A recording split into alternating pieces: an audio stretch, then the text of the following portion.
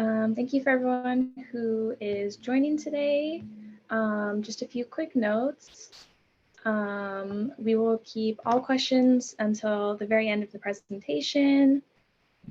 And if you do have any questions, you can just type them into the chat and address them to everybody. And at the very end, I will ask the questions, or you can ask the questions to our speakers today. And I will let them introduce themselves, but we have three great speakers from the California Public Utilities Commission. And with that, I will let them introduce themselves.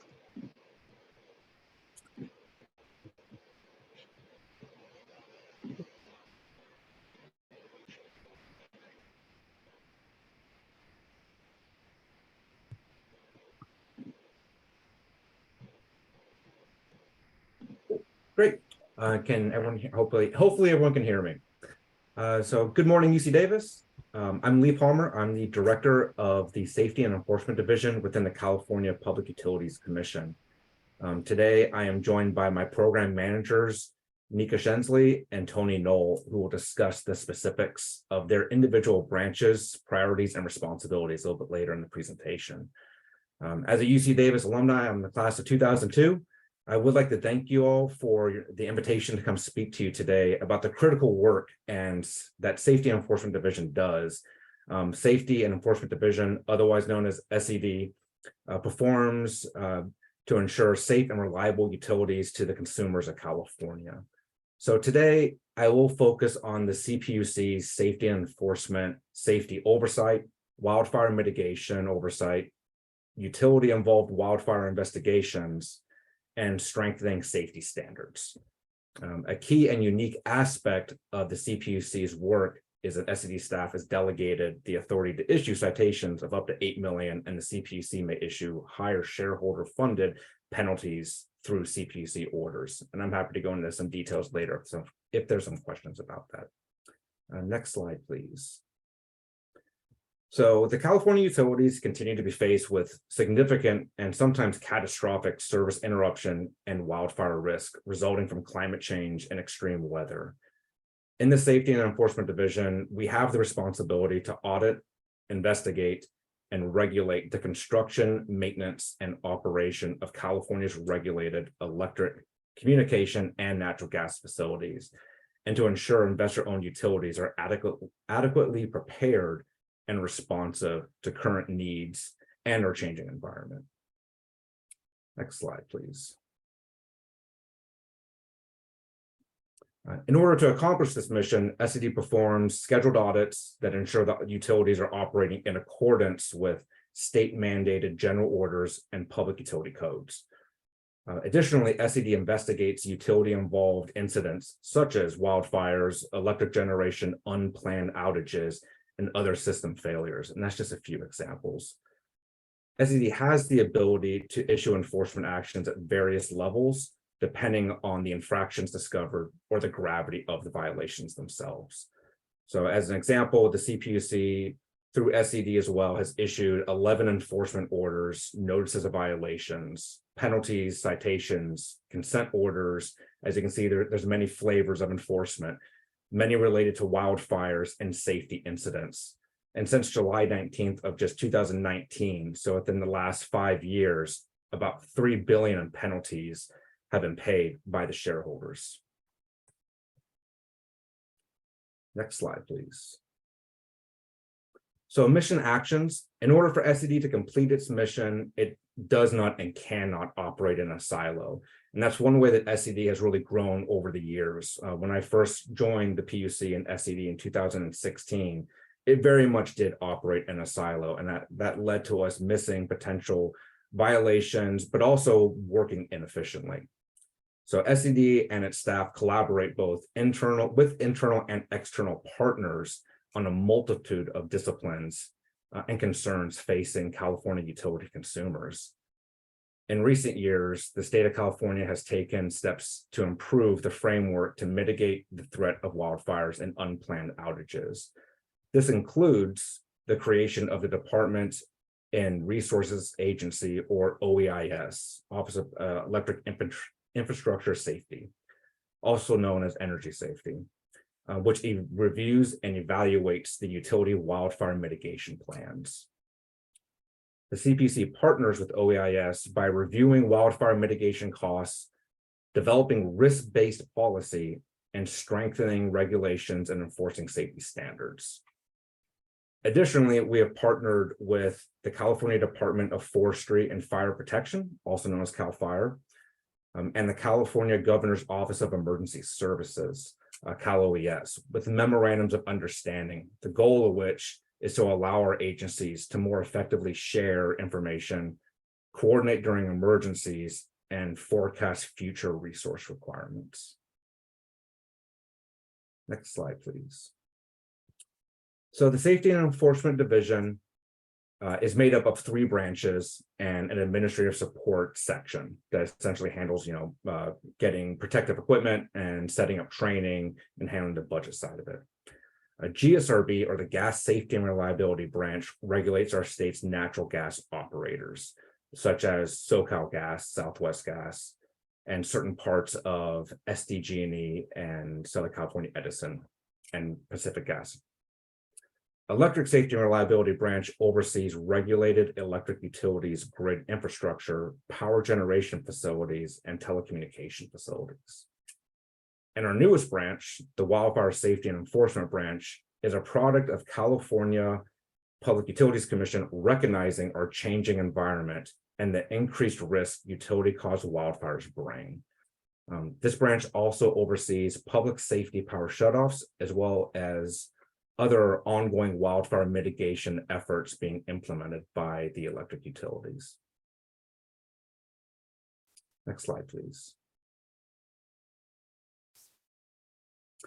So just like the rest of the California Public Utilities Commission, safety and enforcement is no exception. It's made up of professionals, and each of these branches is staffed primarily with 3 disciplines. There's a few variables here and there, but I'm going to speak to the 3 most prominent. So you have the utility engineers and the senior utility engineers, which make up the core of SED's boots on ground force. Beyond conducting critical scheduled audits over a vast array of utility infrastructure, which includes over 4 million utility poles and over 180 electric generator facilities throughout the state, just to name a few, they serve as the eyes and ears of both the Safety and Enforcement Division and the Commission as a whole. They're usually on the ground within 24 hours of an incident, working alongside other responders to investigate, determine the root cause, and recommend potential public utility code violations. Next slide, please.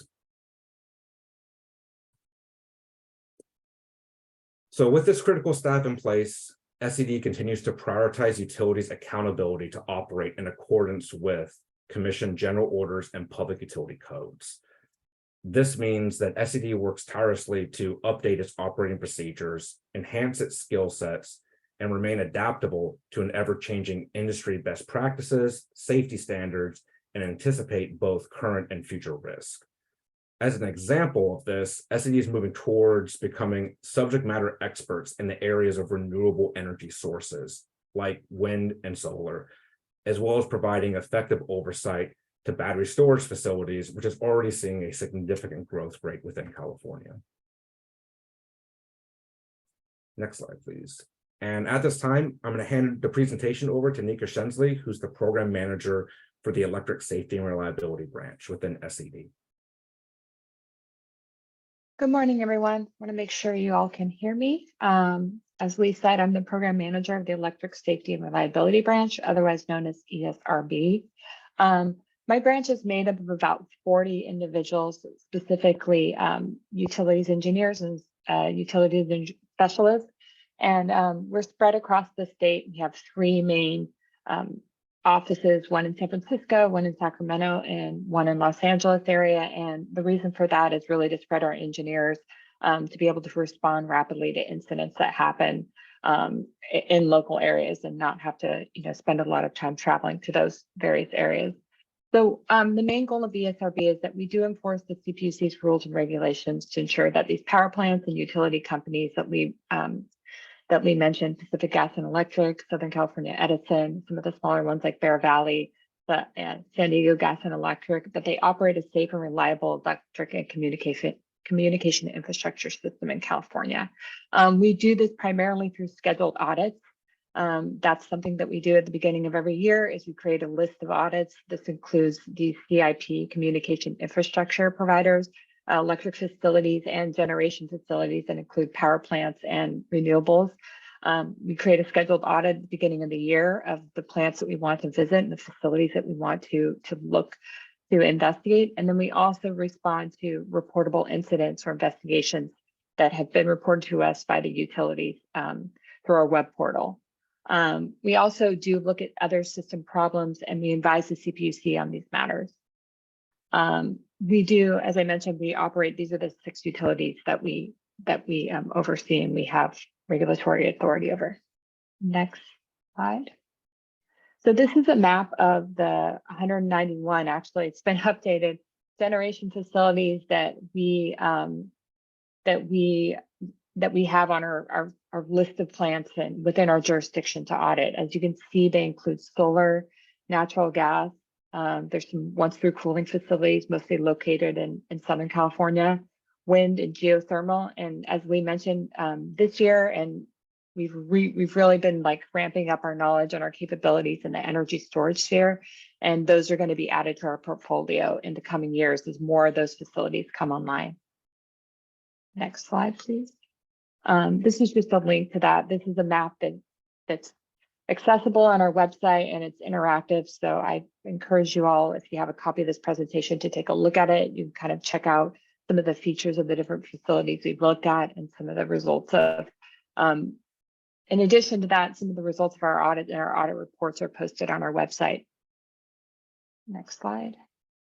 So we do enforce these general orders. There's about 8 general orders that that ESRB is responsible for enforcing. When I say that, I mean that when we go out and we do our audits, we do our incident investigations.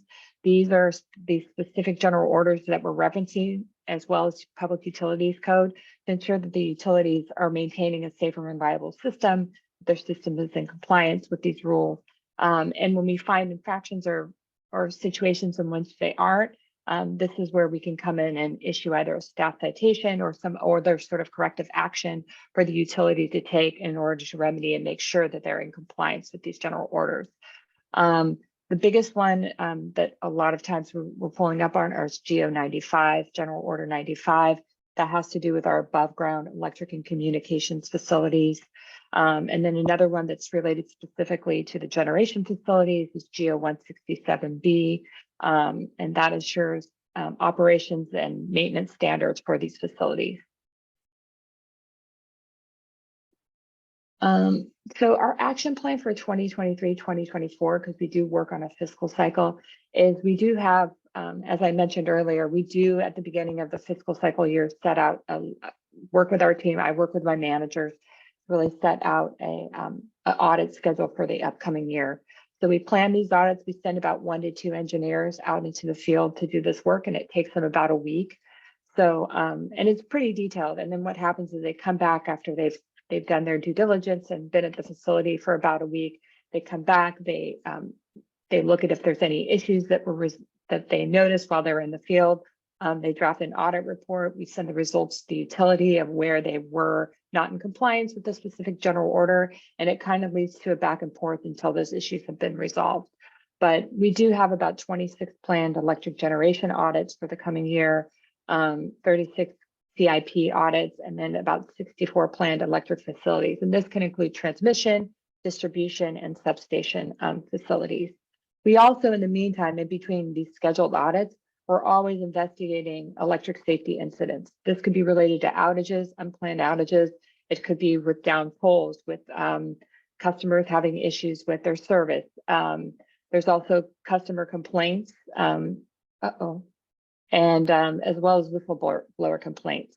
So those are all things that we're taking a look at when we're out in the field, when we're out in the field doing investigations. Those are reported to us through a web portal, as I mentioned, and the incident has to meet certain criteria in order for the utility to report it to us. We also respond to self-reports that the utility can issue, that the utility will share with us, related to some sort of infraction that they found on their system. And then we will, in a similar fashion, thank you, in a similar fashion, we'll send someone out to investigate that or assign that out for investigation. And they'll work with the utility to figure out what types of violations or if there are any violations noted. When we've concluded our investigation or we've concluded an audit, as I mentioned, if we have found anything that's amiss, that could lead to a notice of violation. Anywhere from a notice of violation, which is like basically an official letter that we send to the utility that says these are areas or these are rules and violations that we found related to this specific general order, to a staff citation that could be issued in the amount of under 8 million, to an actual CPUC, a formal investigation, which could be an OII or an order instituting investigation. Next slide, please. In the past 5 years, these are some of the notable ESRB enforcement actions that we've taken, primarily with Edison and PG&E. These are the major ones. We've had a staff citation issued for like 29 palms. This was the incident that was reported to us. We've also had some of the smaller ones for issues related to injuries with contractors or personnel that are working. One of the bigger ones that we just did was a settlement. It was actually an administrative consent order with Southern California Edison for the 2017-2018 wildfires. And a similar one for PG&E for the their 2017 and 2018 Northern California fires. So these are, I won't go through these in details, but these are just kind of some of the bigger things that we've issued. Next slide. What is really important to know is with these, we don't just issue a penalty and then that's the end of the day. We collect on that penalty.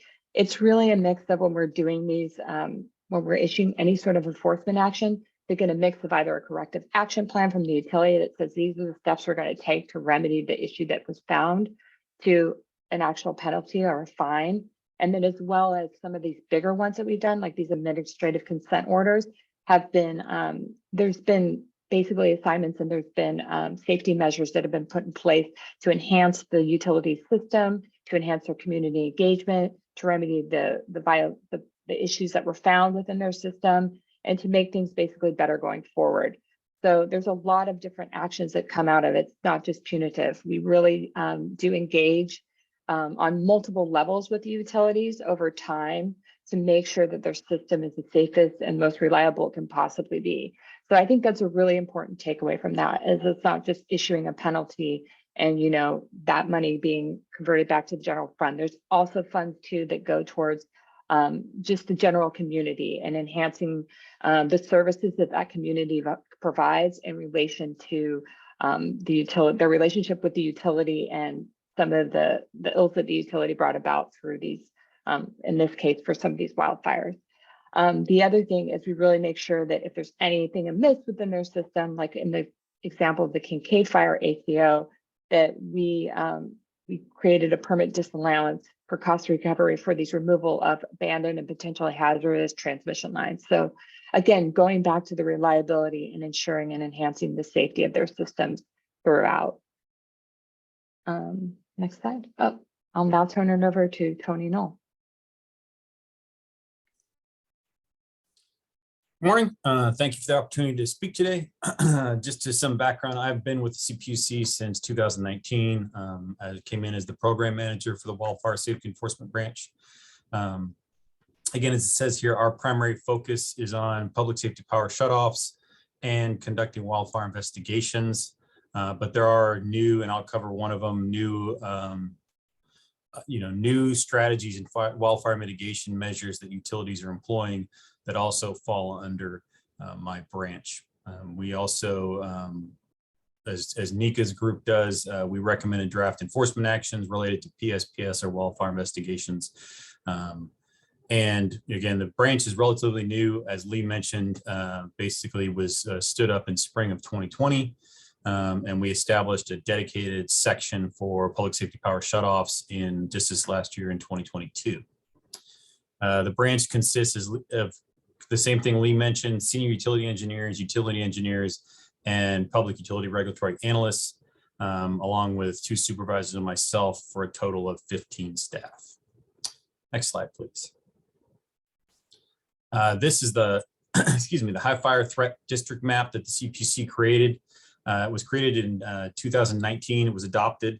It identifies tier 2 and tier 3 areas, high fire threat areas, along with what's referred to as zone 1, which is a tree mortality, high hazard zones. The tier 1 is something generated by the Cal Fire Department on tree mortality. It mostly is almost all incorporated into the high fire threat map, but the areas that are not specifically in tier 2 or tier 3 are identified on the map. The development of this map was a collaborative process that included the CPUC, Cal Fire, and the IOUs, and it uses numerous different factors to identify and determine these areas of increased wildfire threat. Those things include such things as terrain, fuels, land use, amongst other things, and these calculate out to identify these areas. Just for reference, the tier 2 and tier 3 areas constitute approximately 44% or 70,000 square miles of California's land area.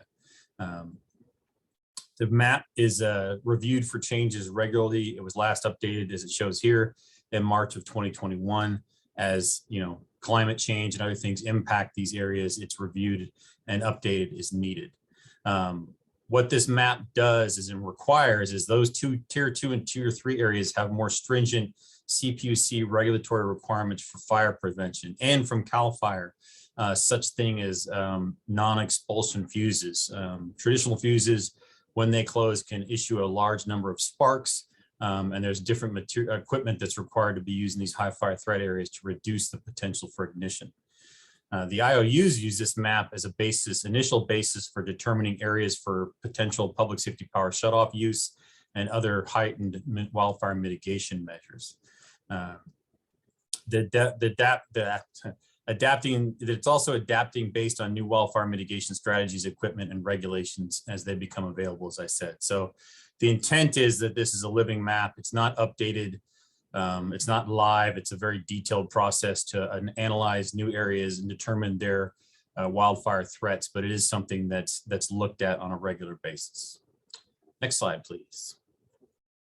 Just an overview of kind of my branch's actions upcoming for this year. We're currently have 13 wildfire investigations open, and I'll talk about the investigations here in another slide, a little more detail. We also monitor all the PSPS events and oversee the IOU compliance with all the PSPS requirements. That is both throughout the year. There are requirements that are required just general throughout the year. There are also specific CPUC requirements that are during actual PSPS events, and my staff's involved in that on both sides of that. We're very integrated with Cal Fire and Cal OES throughout the year, especially when we're in fire season. We have regular meetings with them to coordinate, and we're also working to expand and refine our branch operating procedures. Again, we have a new PSPS section, so we're developing new requirements and procedures for that. Next slide.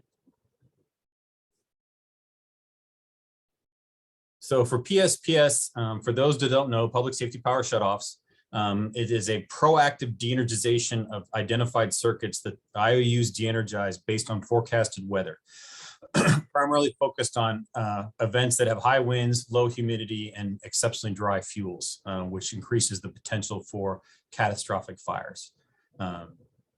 The PSPS is used as a wildfire mitigation measure. Its use started actually by San Diego Gas and Electric back in 2012. But was not used very extensively, but came into much broader use by the other IOUs, especially PG&E and Southern California Edison in 2019. But in general, since then, that was a very bad year for public safety power shutoffs, and the numbers impacted. This scope, scale, and number of events have trended down over the past 4 years. But again, this is weather driven. So depending on if it's a bad fire season year, bad weather year, PSPS use can be increased.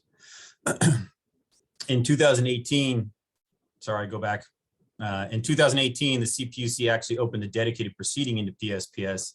And since then, the CPUC has established over 400 PSPS requirements for the IOUs, covering categories such as notifications, reporting, customer outreach, support for access functional needs and medical baseline customers, identification of community resource centers, and exercise requirements, to just name some of them.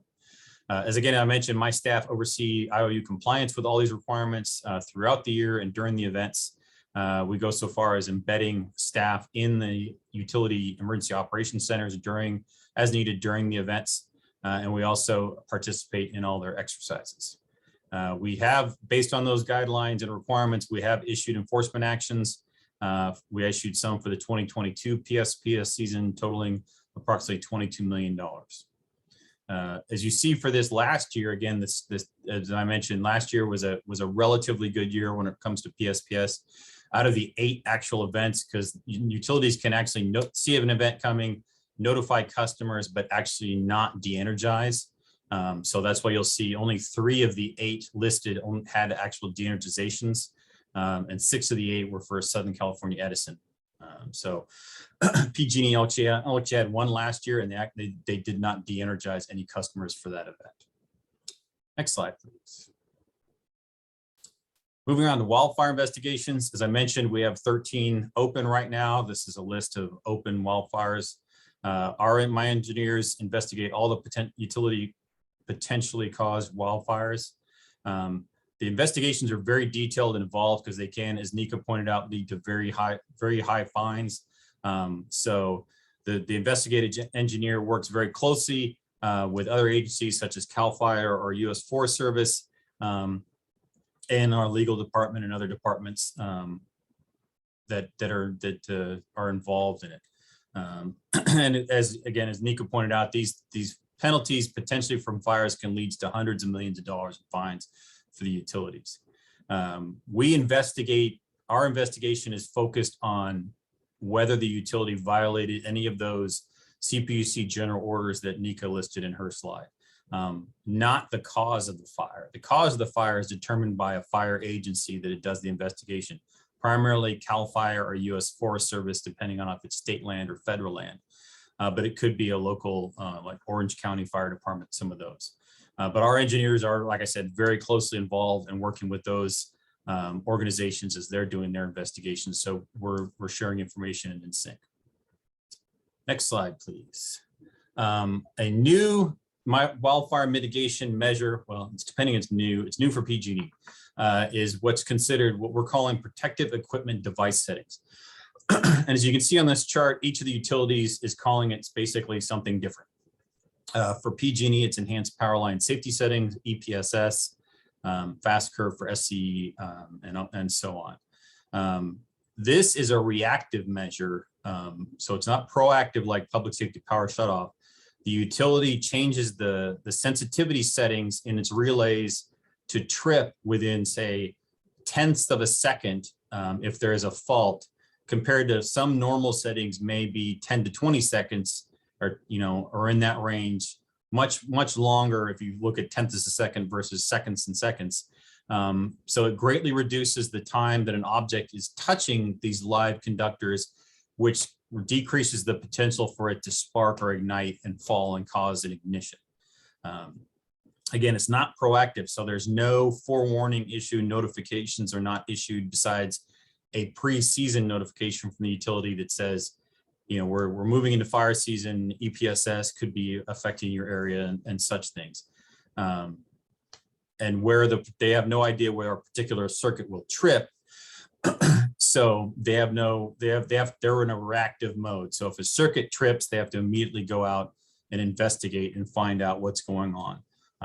Once a circuit does trip, customers can go into their websites and find out if they're affected by an EPSS, but there's no forewarning. For PSPS, customers get warnings up to potentially 48 hours out, that there's a potential for PSPS coming. So that's the main difference between the two. SDG and SCE have actually used this for a number of years on a small scale.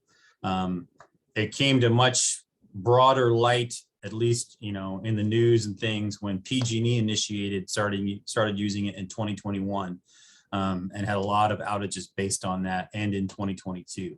In 2022, initially in 2021, PG&E looked at a relatively small test area with just 4 or 5 counties. But based on what their math and the success of the program as they see it, they expanded it to their entire high fire threat districts in 2022. It says in here, almost 45, just over 44,000 circuit miles for PG&E. In 2022, it affected almost 2 million customers. Again, that's not unique customers, that some customers were hit by repeated EPSS events during the year. And they had almost 2,300, a little over 2,300 outages. In comparison, SDG&E is much smaller. They have in the 10s or 20s of outages, depending. They have a much smaller service territory also. But as a wildfire mitigation measure, this is something that's being looked at by all the utilities. And next slide, I think that I hand it back to Lee. Thank you. Great. Thank you very much, Tony and Nika. I really appreciate it. So hopefully we've demonstrated, you can see that the Safety and Enforcement Division, it's critical and it has a dedicated team of professionals. We are constantly looking for new ideas, and there are opportunities in SED for the policy and engineering sides of the house. As an example, there are opportunities because of recent legislation that's been passed where we are to develop safety standards for clean battery storage projects. So I hope you choose to explore them either by viewing our current vacancies, which really do update on a weekly basis for the entire commission and SED itself. So I hope you choose to look at the current vacancies or consider one of our internship programs, which we do offer as well through the PUC, again, on the policy and engineering side. The utility engineer positions are not specifically, but they are designed to be an entry-level position where a PE is not required, and you can come in, fresh out of school and start applying those skills, go out into the field and actually put your hands on the problem set and be part of that solution. Whereas the senior utility engineer, while it will require a PE, the PUC helps compensate for that and will help put you through those steps to get you certified. So, please take a look at those, and you have our contact information if you have questions about it. Again, I would like to thank you all for your time and participation, especially Dr. Barbado's leadership with the Climate Adaptation Research Center.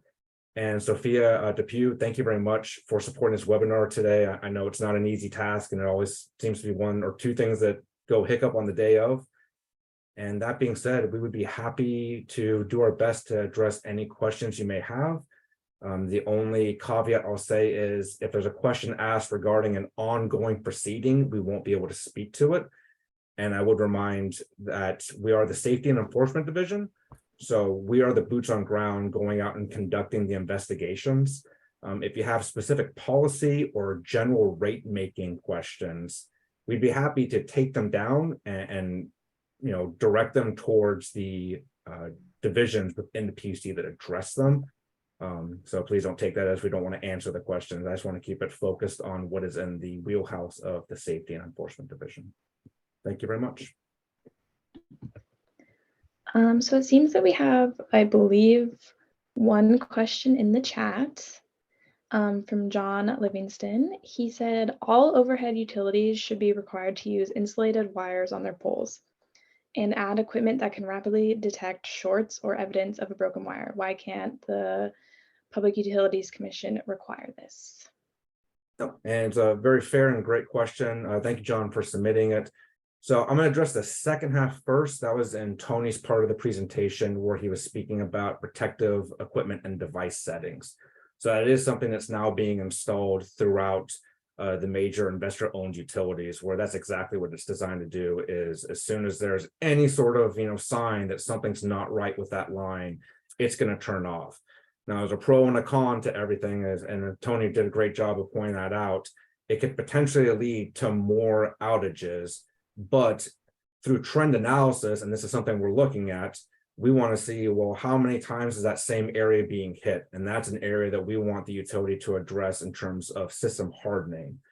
So I hope that addressed the second part of your question. If not, I'm happy to continue the discussion.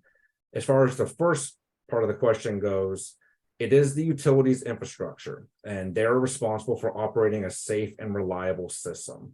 So while we don't tell them how to run it, we have standards of how they need to run it. And so we look at the high fire threat district areas, for instance, where we do require covered conductors and specific vegetation management standards through the general orders. Now, those apply to the non-high fire threat districts as well, but they are more stringent in the high fire threat districts. Something we want to be careful about is any cost we incur on the system is a cost that could potentially be carried on to the ratepayer as well. And I'm kind of going outside of SED's wheelhouse at this point because we are never a party to general rate making cases. But we want to add the most value to the highest risk areas to reduce it, as opposed to potentially gold plating the entire system, but then creating costs that are untenable for the actual consumer themselves. Thank you. Do we have any other questions?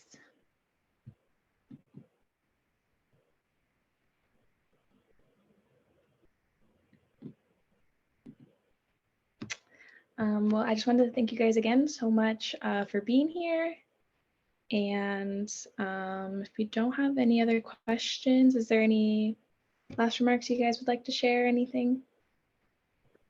I know during these presentations, they're short and it's a lot of information at once. So if there are additional questions, we're happy to address them, which is specifically why we did put our emails on the branch slide. I believe that was slide 5 of our presentation. So by all means, we want to be a resource, and I cherish, building relationships, especially with local governments and education, academics. This is where the ideas come from. And we are a growing and constant, looking forward, entity. We want to embrace what we're going to be dealing with in the future, but we can do that collectively much more effectively. So if there are any questions, please let us know what they are, email us, and if I'm not the right person, I'll make sure it gets to where it needs to go. Thank you so much. Yes, I'll make sure that your guys' emails are listed and we'll post this presentation. Hopefully you'll get some more questions. Great. Okay, great. Thank you guys so much for being here today. Thank you. Thank you. Thanks for having us. Yeah, thank you.